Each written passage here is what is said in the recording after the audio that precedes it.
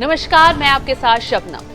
अवैध मदरसे हो, गुंडे माफियाओं की अवैध संपत्ति हो या फिर जिहादी मानसिकता वाली ताकतें, इनको कुचलने का काम योगी सरकार की पहचान बन चुके बुलडोजर ने किया। देखा जाए तो इनके काम करने का स्टाइल अन्य प्रदेशों के मुख्यमंत्रियों से बिल्कुल अलग है। तभी तो योगी जी की लोकप्रियता दिनों दिन आसमान छूती जा रही है।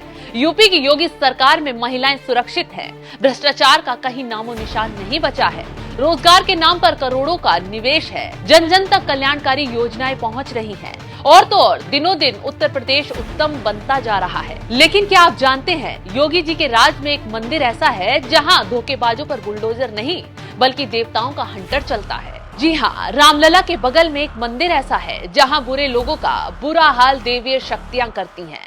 अयोध्या का एक मंदिर ऐसा है जहां मक्कारों को ऐसी सजा मिलती है जिसके बारे में सोचते ही किसी की भी रूह कांप जाएगी। देखिए इस हमारी खास रिपोर्ट।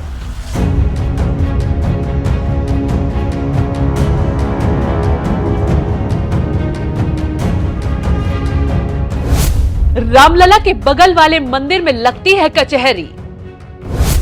मंदिर में अदृश्य शक्तियां करती हैं इंसाफ। मंदिर में कदम रखते ही पकड़े जाते हैं धोखेबाज। योगी का बुलडोजर नहीं, देवताओं का हंटर चलता है। झूठ बोलने वालों का होता है पर्दाफाश। देखिए सिर्फ धर्म ज्ञान पर। सप्तपुरियों में से एक अयोध्या प्रभु श्री राम की नगरी, धर्म की नगरी और राम भक्तों की नगरी। आज की डेट में सरयू तट पर बसी अयोध्या की रौनक सातवें आसमान पर है, या फिर यूं कहें कि रामलला के भव्य राम मंदिर से अयोध्या का कण कण गुलजार है। रामलला के दिव्य दर्शनों के लिए दिनों दिन राम भक्तों की भीड़ उमड़ रही है।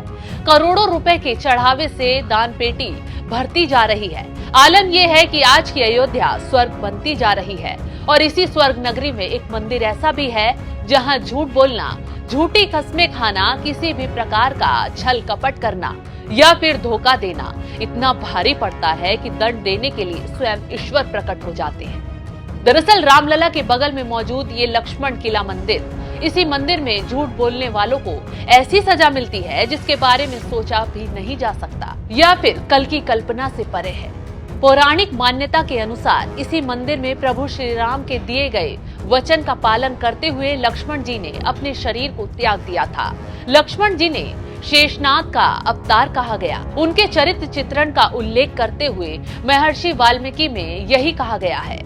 सदाचारी और स्वभाव से वफादार लक्ष्मण ने राम के लंबे वनवास के दौरान उनके साथ देने और उनकी रक्षा करने के लिए अपने परिवार को छोड़कर प्रभु श्री राम के प्रति अपनी भक्ति साबित की। कहा तो यही जाता है कि वनवास के 14 वर्षों के दौरान लक्ष्मण ने कभी भी किसी अन्य महिला के चेहरे की ओर नहीं देखा, जिसमें उनकी भाभी सीता भी शामिल रही, जिसके टखने वे कहीं भी पहचान सकता था, लेकिन उसका चेहरा उसके लिए अज्ञात था।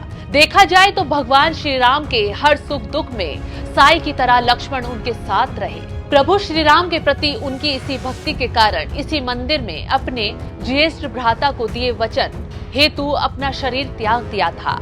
आज भी इस मंदिर में ईश्वरीय शक्तियों का एहसास यहाँ आने वाले प्रत्येक राम भक्त को होता है। मान्यता है कि इस मंदिर में ऐसी देवियां शक्तियां हैं जो किसी न किसी रूप में झूठ बोलने वाले को परेशान करती रहती हैं। इससे न केवल झूठ बोलने वाले का राज खुल जाता है, बल्कि वे फिर कोई भी उस इंसान पर चाहकर भी विश्वास नहीं कर पाता है।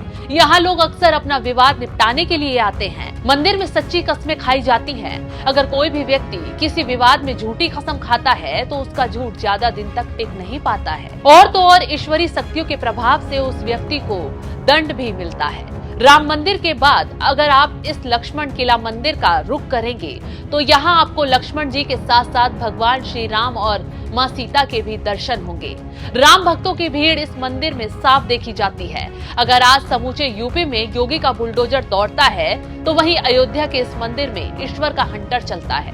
बहरहाल राम मंदिर की प्राण प्रतिष्ठा के मौके पर मंदिर की चौखट से राम भक्त पीएम मोदी ने जन जन को क्या संदेश दिया, सुनिए।